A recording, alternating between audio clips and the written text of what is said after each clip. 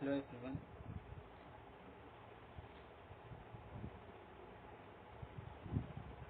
Hello everyone. My name is Kishan Agarwal. Today I am going to present my concept video of applied physics.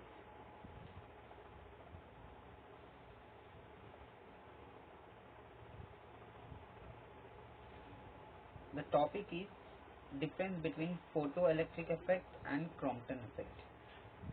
So let us see first of all what is photoelectric effect and what is Compton effect. Then we'll see the differences between photoelectric effect and Compton effect. So first of all, what is photoelectric effect?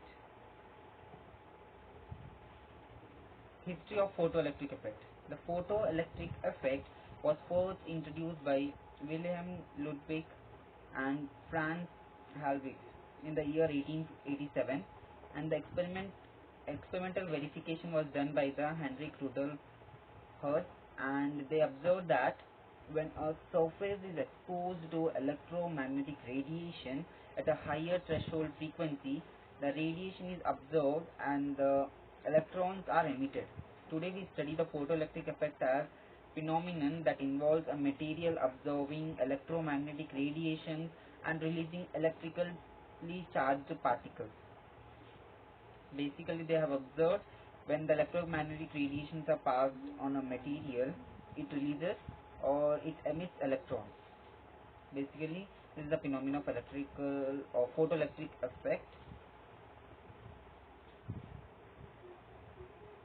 To be more precise, light incident on the surface of a metal in photoelectric effect causes electrons to be ejected from the surface of the material. The electron ejected due to the photoelectric effect are called a photoelectron, and it is denoted by E minus. The current produced as a result of the ejected electron is called photoelectric current. So due to when electrons are ejected from the material, they have some velocity. So the movement of electron causes the generation of current. So the current which is produced is known as photoelectric current. Next we will see principle of photoelectric effect. What is the principle of photoelectric effect? The law of conservation of energy from the basis for the photoelectric effect. That is, radiated energy will be converted into electrical energy, or we can say light energy is converted into electrical energy. Let us see what is the principle. This is the experimental setup for the photoelectric effect. See, the light, when it is falling on a metal surface, the electrons are ejected and they have some velocity and they are moving toward the positive terminal, and some amount of voltage is generated. So the given experiment is used to study the photoelectric effect experimentally in an evacuated glass tube. This is an evacuated glass tube in which two zinc plates C and D are enclosed. Plate C acts as anode and D acts as photosensitive plate. So when the two plates are connected to a battery B and ammeter A, and radiations are incident on the plate D through a quartz window W, electrons are ejected out of the plate and the current flows in the circuit. This is known as photocurrent, and plate C can be maintained at a desired potential with respect to the plate D. So here this plate is anode and this plate is cathode. So when a light is incident on it, the electrons are ejected out of that plate and they move towards the positive terminal and they will generate a current.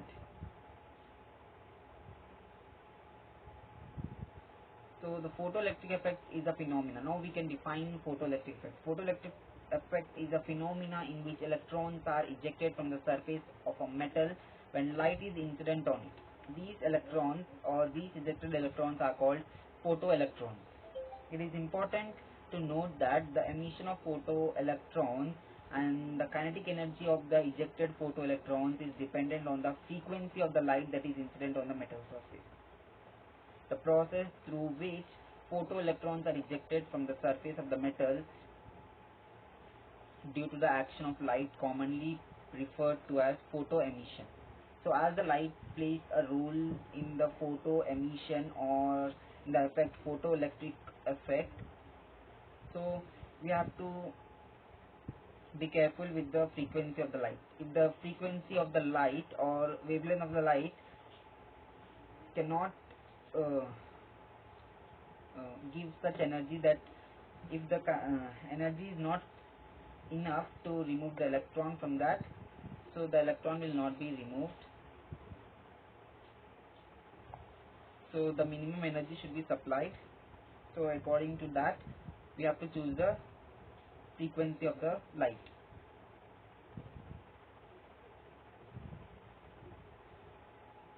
The photoelectric effect occurs because the electrons at the surface of the metal tends to absorb energy from the incident light and use it to overcome the attractive forces that bind them to the metallic nuclei. So if we supply energy equals to the energy associated to that electron, then the electron will just come out of the surface of the metal surface, but it do not have any kinetic energy, so it cannot be moved, or it is a mobile electron. So if the energy which is supplied to the electron is greater than the energy of the electron or energy associated to the electron, then the current will be generated. Otherwise, no current will be generated, only the electrons will be ejected or coming out of the effect of nuclei or the bond associated with the nuclei. So here we can see that incident light is falling on a metal surface and it affects in releasing the electrons, or we can call it as photoelectrons. Next, law governing the photoelectric effect. For a light of any given frequency, let us say frequency greater than the threshold frequency. What is threshold frequency? Threshold frequency is the minimum frequency which is required to eject an electron. Like we have discussed that if the minimum amount of energy that is associated to an electron is not supplied, the electron will not be removed from the surface of the metal. So that we require a frequency, or we can call it as threshold frequency, that is the minimum frequency required to eject the electron from the surface of a metal. That is known as threshold frequency. So light governing the frequency that is greater than threshold frequency, photoelectric current is directly proportional to the intensity of light. For any given material, there is a certain minimum energy required called threshold frequency, as we have discussed, below which the emission of photoelectrons stops completely, no matter how high is the intensity of the incident light. Like we have seen that electrons will absorb energy in packets, so if we supply less energy than it is required, the electron will not absorb the energy and it will not come out of the attraction of the nucleus. So the energy which we supply will be get wasted. So we should maintain a frequency greater than threshold frequency to eject an electron from the metal surface. If we want kinetic energy, then the threshold frequency should be greater. That means the frequency which we are supplying to an electron should be much greater than the threshold frequency. Then only the electron will have some amount of kinetic energy. So the maximum kinetic energy of a photoelectron is found to increase with increase in the frequency of the incident light, provided the frequency greater than the threshold frequency exceeds the threshold limit. The maximum kinetic energy is independent of the intensity of light. So it doesn't depend on the intensity, it only depends on the frequency of the light. Or we can say that wavelength of the light. The photo emission is an instantaneous process.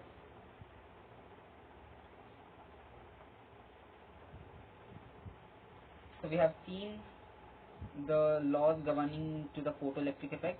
Now we'll see what are the characteristics of the photoelectric effect. The threshold frequency varies with material. It is different for different materials. That is, Minimum frequency which is required to eject electron from metal surface will vary from metal to metal. So different metal have different attraction of electrons, like electrons associated with that nuclei will have different energies. So the threshold frequency also varies with material to material. The photoelectric current is directly proportional to the light intensity. So the current which is produced is directly proportional to the light intensity.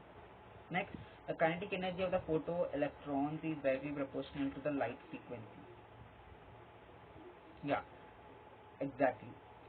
The frequency plays a major role to eject an electron from the metal surface, and it also plays a major role to have kinetic energy after ejection. So if we supply only threshold frequency, so the electron is just ejected, it doesn't have any kind of kinetic energy. If we want it to have some amount of kinetic energy, we should apply a frequency which is greater than threshold frequency. Next is the stopping potential is directly proportional to the frequency, and the process is instantaneous. That is, as soon as the light of suitable frequency falls on the material, the electrons will be ejected. So there are different graphs of photoelectric effect using different parameters, like photoelectric current versus retarding potential for different voltages. Here we can see that how retarding potential is associated with the photoelectric current. As the retarding voltage increases, the photoelectric current is also increasing. Similarly, here in the second graph, photoelectric current and photoelectric current for different retarding voltages, that is I1, I2, I3. So here I2 is greater than I1 is greater than I2 and I2 is greater than I3.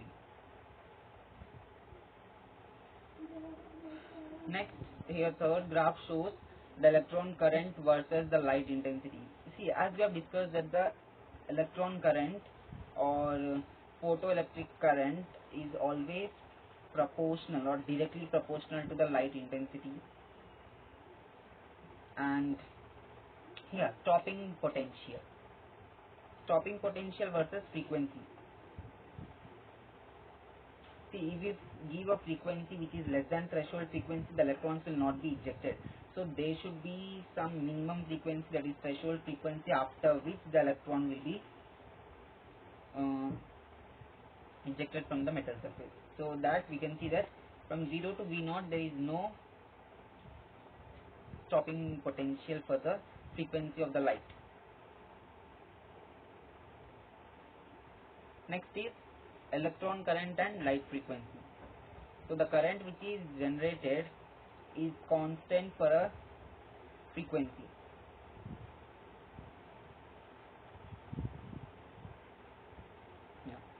And next is electron kinetic energy. As the frequency of light increases, the kinetic energy of the electron is also increases.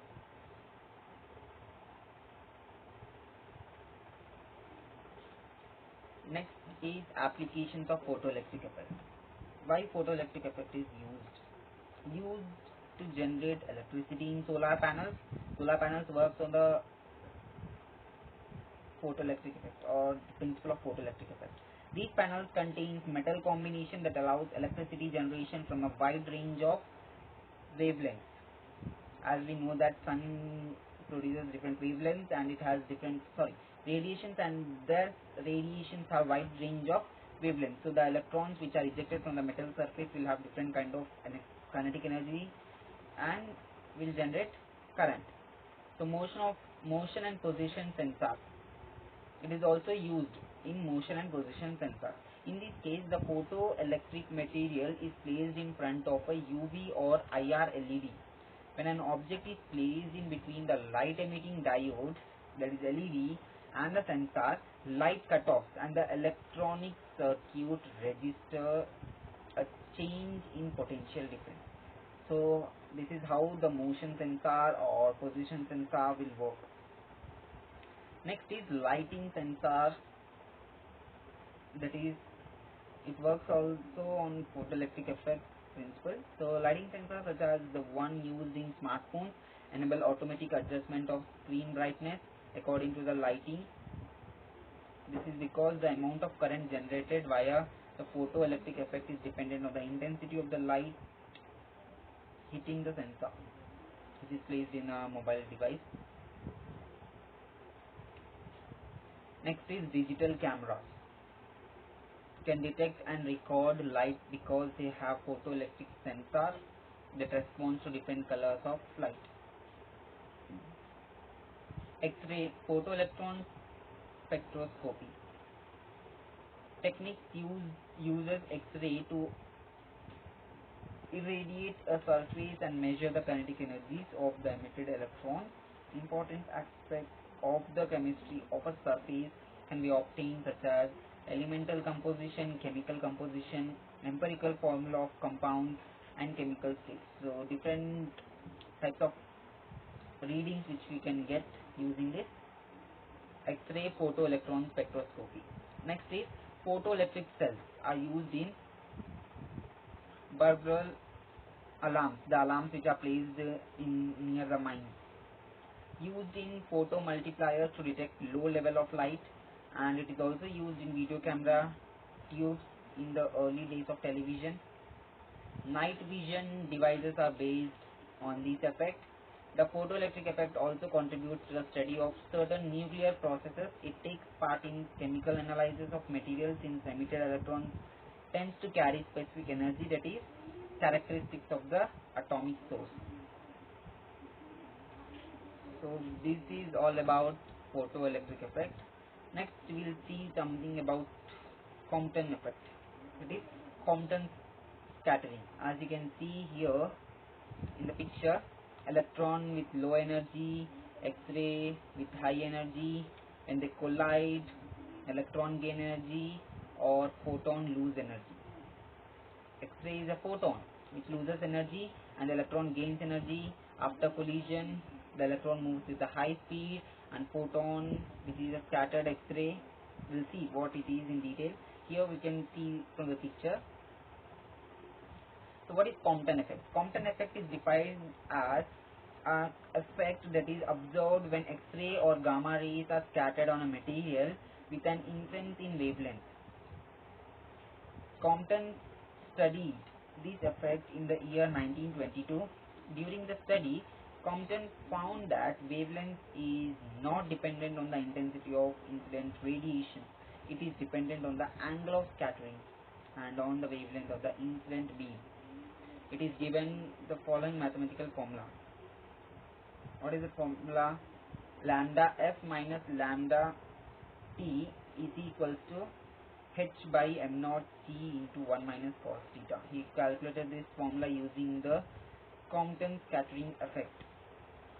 That is, when we incident a photon, that is X-ray or a gamma ray, on a targeted electron which is at rest, so after collision of that two, we'll get a electron which is moving with a higher velocity, and a photon will be emitted, or a scattered photon with some angle theta. And so finally let us see what is the difference between photoelectric effect versus Compton effect. This is the last topic. So what is photoelectric effect? It consists of a low energy phenomena, whereas Compton effect consider as mid energy or a larger energy phenomena because of collision.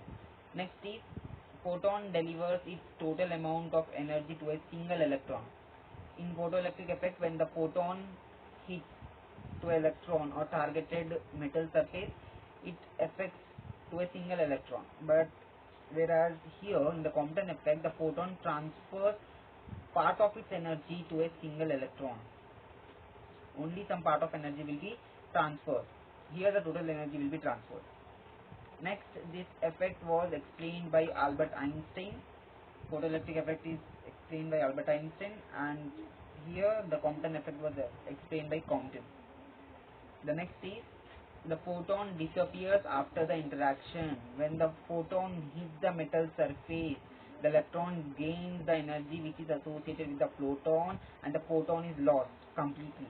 But here, in the Compton effect, after collision of X-ray or gamma ray with the electron gains some energy and it has some kinetic energy. It starts moving with some velocity, whereas the photon will not completely destroyed after collision. It loses some energy and a scattered photon will be emitted after the collision.